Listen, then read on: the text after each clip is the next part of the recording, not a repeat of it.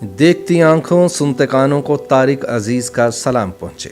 ये वो जुमला है जो रबा सदी से जायद अरसे तक हमारी समातों में गूंजता रहा है। तारिक अजीज जब अपने टीवी शो के आगाज में भागते हुए लोगों के सामने आते और ये जुमला अदा करते तो सब हाथ दीवानावार तालियां बजाकर उनका इस्तकबाल किया करते थे। इल्मो साइंस की दुनिया में जिस तरह हर इब्तदा अरस्तू से जा मिलती है, इसी तरह बर्रे सगीर में एंटरटेनमेंट और न्यूज चैनल्स पर दिखाए जाने वाले टीवी प्रोग्राम्स के हर फॉर्मेट के बानी तारिक अजीज जा निकलते हैं। इस खित्ते में उनकी हैसियत उस्तादों के उस्ताद की सी थी।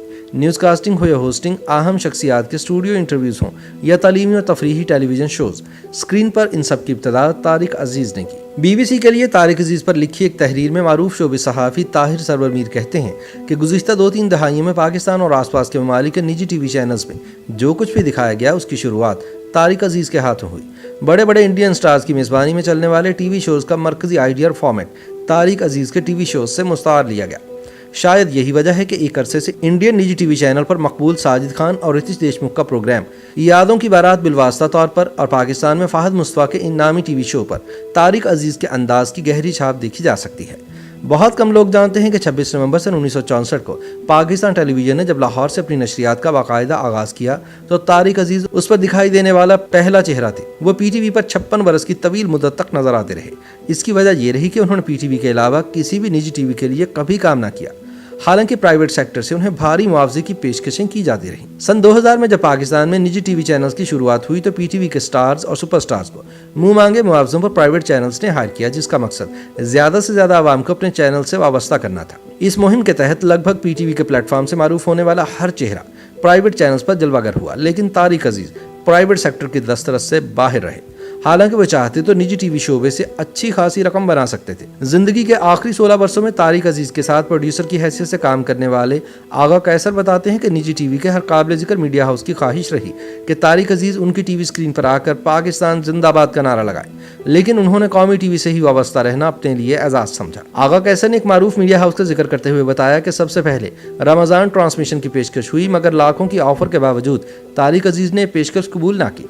जब मैंने उनसे पूछा कि आपने लाखों रुपए ठुकरा दिए हैं तो तारिक साहब ने कहा था कि चाहता हूं कि मेरी बात और आवाज़ कौमी इदारे यानी PTV के जरिए ही काम तक पहुंचे। आगा कैसर ने बताया कि तारिक अजीज बीमारी में भी रिकॉर्डिंग्स कैंसिल नहीं कराया करते थे।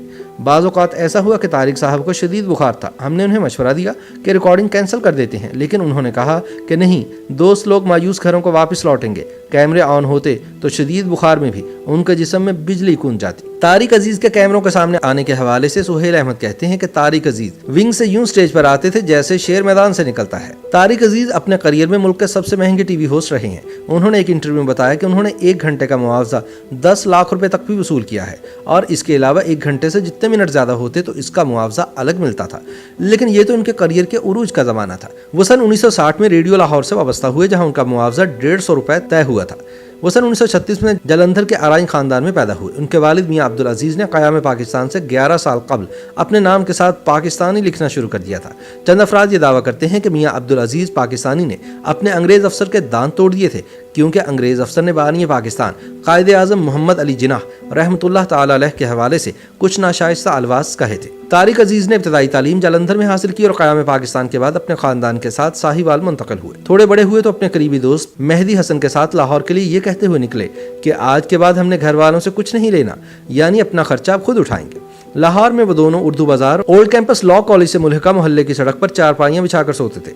तारिक अजीज बताया करते थे कि हम दोनों सुबह होने से पहले वहां से उठ जाया करते, क्योंकि हम दोनों अपने आप को हीरो समझते थे और हमें शक था कि सामने वाले चुबारे से हमें कोई देखता है। तारिक अजीज कॉलम निगार और शायर भी थे। उनके कॉलमों का मजमूआ दास्तान और पंजाबी शायरी पर मुश्तमिल किताब हमजाद द दुख के नाम से शाया हुई थी। वो अदब और शायरी से गहरी रग़बत रखते थे और उसकी मिसाल ये है कि उनके चाहने वालों ने देखा कि अपने 40 साल तवील टीवी शो में किसी काबिल जिक्र शायर का कोई ऐसा शेर ना था जो उन्हें अजबर ना होता।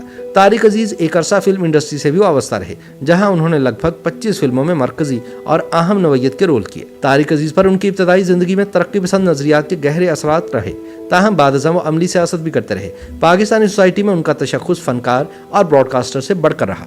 यही वजह है कि उन्हें सियासत में भी संजीदा लिया गया। तारिक अजीज ने सन 1997 के आम इंतखाबात में लाहौर से मुस्लिम लीग नून के टिकट पर कौमी असम्बली की नशिस्त से इमरान खान को बड़े मार्जिन से शिकस्त दी थी। ताहम सुप्रीम कोर्ट हमला केस के बाद तारिक अजीज अमली सियासत से किनारा कश हो गए थे। एक ज़माने में तारिक अजीज साबिक वज़ीर आज़म ज़ुल्फ़िकार अली भुट्टो के साथियों में शामिल थे। ताहम जब भुट्टो का तख्ता उलटकर जनरल ज़िया इक़्तिदार में आया तो तारिक अजीज उसके भी करीब शुमार होने लगे। उनकी ज़िंदगी में उनसे यह सवाल किया गया कि आपने बाएं बाजू की सियासत से आगाज़ किया, फिर भुट्टो और ज़िया के दोस्त बने और बाद नून लीग के टिकट पर कौमी असम्बली में पहुंच गए। जवाब में उनका कहना था कि भुट्टो एक पढ़े लिखे, ज़हीन और खूबसूरत इंसान थे। वो मुझे भी पसंद थे, लेकिन यहाँ कोई भी बाल्शविक सियासी पार्टी नहीं थी। हमारे यहाँ तो सियासी रहनुमाओं को उर्दू बोलना भी नहीं आती। और जहाँ तक आप ज़िया की दोस्ती का ताना देते हैं तो ये सच है कि मुझे दोस्त जनरल ज़िया ने बनाया था, मेरी ये ख्वाहिश नहीं थी।